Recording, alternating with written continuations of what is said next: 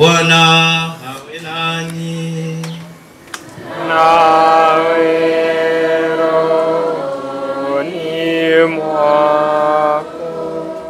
Pamoja na nia mbalimbali tulizo nazo, tuungane na ndugu zetu ambao wameleta nia zao, kwa kuwa tunaadhimisha sikukuu ya mtakatifu msimamizi na mwombezi wa jumuiya hii, sikukuu ya mtakatifu Korumba.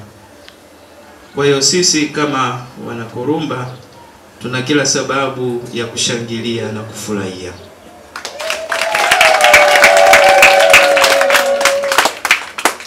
Tunamshukuru Mungu kwa zawadi ya mtakatifu Korumba katika kanisa. Sote tunamfahamu kwamba alikuwa mhubiri mashuhuri na mwalimu mashuhuri, na aliandika vitu vingi vizuri ambavyo vimedumu kwenye kanisa mpaka leo.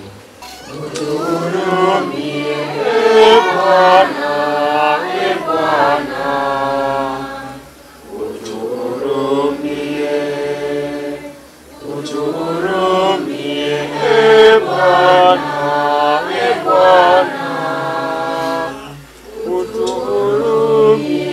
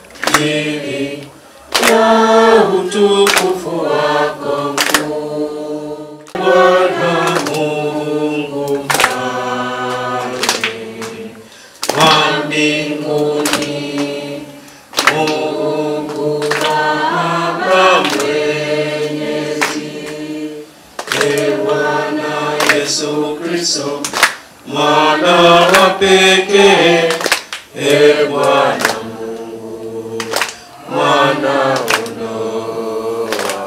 Mungu, mwana wa Baba, mwenye kuondoa dhambi za ulimwengu, uturumie, tukuandikwe uliye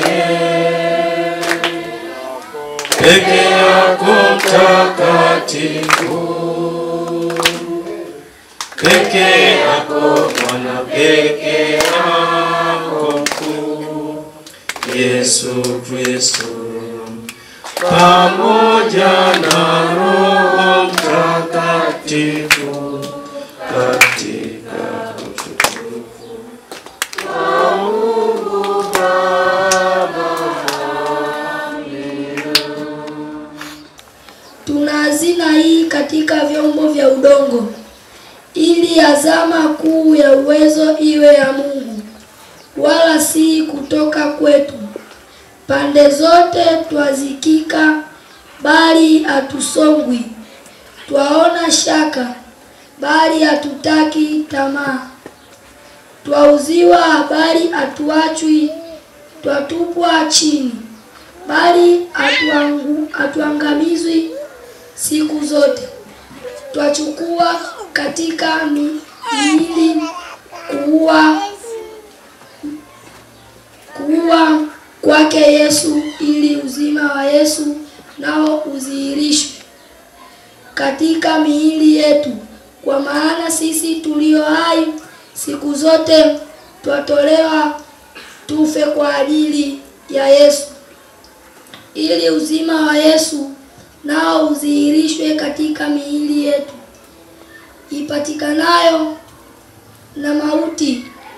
Basi hapo mauti hufanya kazi ndani yetu, bali uzima ndani yenu. Lakini kwa kuwa tuna roho ile ile ya imani, kama ilivyoandikwa, naliamini na kwa sababu hiyo nalinena. Sisi nasi tuamini na kwa sababu hiyo twanena, tukijua ya kwamba yeye alimfufua Bwana Yesu, atatufufua sisi nasi pamoja na Yesu na kutuhudhurisha pamoja nanyi, kwa maana mambo yote ni kwa ajili yenu, ili neema hiyo ikiongozwa sana kwa hao walio wengi, shukrani izidishwe na Mungu atukuzwe. Hilo ndilo neno la Bwana.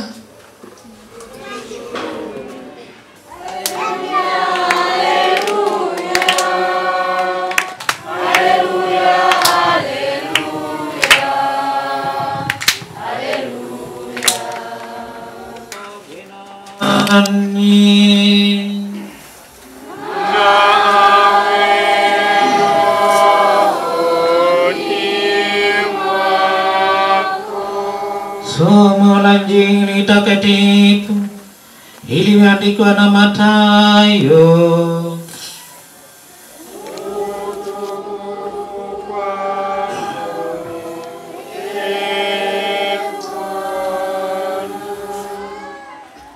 Yesu aliwaambia wanafunzi wake, mmesikia kwamba imenenwa usizini. Lakini mimi nawaambia, kila mtu atazamaye mwanamke kwa kumtamani amekwisha kuzini naye moyoni mwake. Jicho lako likiume likikukosesa, lingoe alitupwe imbali nawe, kwa maana ya kufaa kiungo chako kimoja kipotee, wala mwili wako mzima usitupwe katika jehanamu. Na mikono wako wa kiume ukikukosesa, ukate, utupe mbali nawe, kwa maana ya kufaa kiungo chako kimoja kipotee, wala mwili wako mzima usitupwa katika jehanamu. Imenenwa pia, mtu akimwacha mkewe na mka hati ya talaka. Lakini mimi nawaambia, kila mtu amwachaye mkewe, isipokuwa kwa habari ya uasherati, amfanyie kuwa mzinzi, na mtu alimwoa yule aliachwa azini. Neno la Bwana. Sifa kwako, Ee Kristo. Tuketi. Mtume Paulo kwa Korinto anawaambia, tunayo hazina katika vyombo vya udongo. Wote tunafahamu vyombo vya udongo ni vyombo ambavyo ni vyepesi, ni vizuri, vina gharama kubwa, lakini kikianguka kimepasuka. Hata ufanyeje kukirudisha kwenye hali yake ya kawaida inakuwa iwezekani.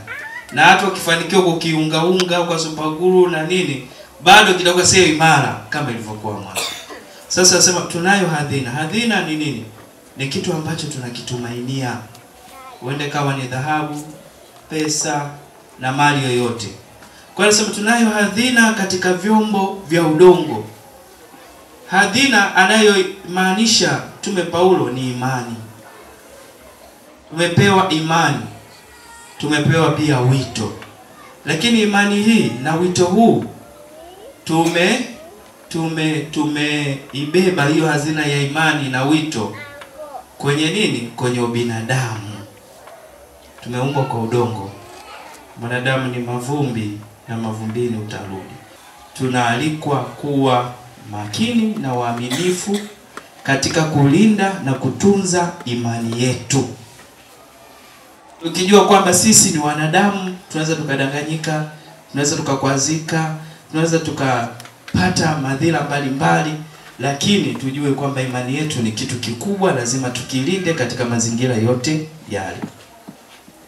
Katika somo la Injili, Bwana wetu Yesu Kristo anasisitiza karibu yale yale kwamba katika kumfuata yeye kama kiongozi wetu mkuu wa imani, magumu na mateso ni kawaida, lakini lazima tuwe tayari kushinda ubaya. Na kushinda ubaya kunahitaji nguvu ya dhati, maamuzi kamili na dhamiri njema. Kushinda ubaya, nasema kushinda ubaya. Wengi ni rahisi kusema tu kwamba mimi kuanzia leo na kuendelea sinywi bia tena. Lakini ukipita karibu na baa ni kama unaitwa hivi. Kwa hiyo ukitokea umeweza kushinda vitu hivyo vyenye muonekano mbaya na taswira mbaya, hautoweza kwa urahisi. Utapigana vita fulani kushinda. Ndio huko sasa anaposema Yesu. Anasema na mkono pia. Kama umekuwa ukitumia mikono kwenye kuiba, kwenye kufanyeje, kudokoa, umetumia mkono kuandika hukumu ambazo sio za kweli, umetumia mkono kuandika message za matusi, umetumia mkono kuharibu kazi za watu, umetumia mikono kuharibia watu sifa zao kwa kuandika habari ambazo za kuachafua, badilika, acha kutumia mikono yako vibaya. Kadhalika miguu daima inaelekea wapi? Kama miguu imekuwa ikikupeleka kwenye umbea, kufuata ubuyu huko, utafuata majungu, maneno, ikate. Kama miguu yako inakupeleka kwenye vijiwe nongwa, huko kwa watu wabaya, kata. Manake kata mawasiliano mabaya yasiyo mtukuza Mungu, yasiyo kuwezesha wewe kuungana na Mungu na binadamu mwenzako. Kwa hiyo anachofundisha Yesu Kristo hapa, kushinda ubaya kunahitaji kuvumilia maumivu. Kila dhambi ina uzuri wake fulani. Kuna mtu mmoja aliulizwa, dhambi ni nini? Akasema dhambi ni mambo mazuri ambayo Mungu ameyakataza. Yaani vitu vizuri ambavyo Mungu kavikataza ndio dhambi. Mambo yote mazuri yale Mungu katukataza, hizo ndio dhambi. Kwa tafakari yake yeye na kwa mwelewa wake yeye, mimi siamini. Injili yenyewe inasema, kaa mbali na moto ulao. Kaa mbali na moto ulao. Hiki kitu kinakupeleka huko, usiende. Usijifanye mwamba. Usijifanye mtu kweli kwa chuma kweli. Wewe mtu kweli kwa mtu kweli. Kuna mazingira ukienda utaanguka tu. Dhaifu hapo. Nasikizana na kurumba. Sijui mnanielewa? Utaelewana bila safari. Yeye aliposoma akasoma masuala ya uchumi na masuala ya mambo ya sheria. Amefuzu vizuri, amepata elimu nzuri, akapewa kitengo cha kusimamia mizigo mbalimbali inayoingia. Maana ni kama mdhibiti wa ubora na viwango vya huduma zinazoingia katika nchi, sio zinazotoka, zinazoingia. Alipata posti nyingi ya nafasi mbalimbali. Alikuwa sehemu fulani akahamishwa, akaletwa Goma, akawa boss pale, mtu wa mwisho. Yeye akisema ndio, vitu vinakwenda; hapana, vitu vinarudi. Na hizo nafasi zina majaribu makali. Shetani anakupiga vita kulingana na nafasi uliopo. Vita anayopigwa mtoto hapa, majaribu ya mtoto ni madogo kuliko ya mtu wa juu kabisa.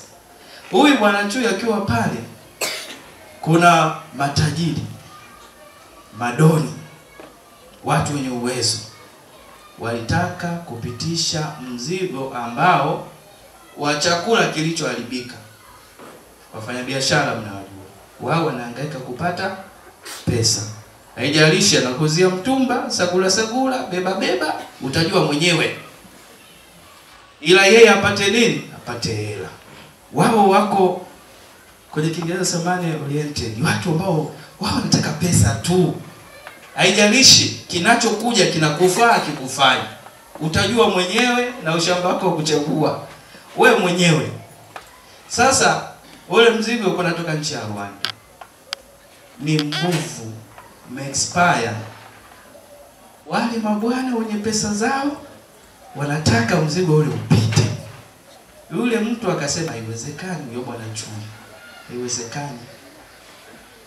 Wakamuonga hela nyingi ili mradi ule mzigo upite. Yule bwana akasema no. Pesa zitaisha. Kama ni mali zitakuja, siku zitaisha. Kama ni cheo hiki nilichopo sasa hivi, nitatoka, atakuja mtu mwingine, manake cheo kitaisha. Vipi afya za hao watakaokula hii sumu? Nani ataitoa hiyo sumu? Akasema ni bora kufa kuliko kutenda dhambi ya kula rushwa na kuangamiza watu. Bora nife mimi. Kwa hiyo ilikuwa ni shehena kubwa kabisa. Na kusema shehena ya makontena na makontena. Akaenda kuyateketeza yote. Akateketeza vyote. Baada ya hapo aliwindwa, yani kama mbwa koko wanavyosema. Aliwindwa. Wanamtafuta huko, wanamtafuta, baadaye wakamkamata, wakamteka, wakamkuta mkufa. Kwa hiyo maisha yake yamekuwa ushuhuda wa uadilifu na uaminifu. Imani yake haikuwa ya mdomoni, imedhihirika kwenye matendo. Je, tunao watu hao wakina Bwana Chui kwenye jumuiya yetu? Au tuna kina Bwana Fisi? Naomba tujitafakari. Je, wewe ni Bwana Chui au ni Bwana Fisi? Haijalishi ni mtoto ama ni mkubwa. Mungu awabariki, awajalie neema tele katika maisha yenu. Ninawapenda sana. Karibuni parokiani Nyakasangwe, jimbo la Bagamoyo.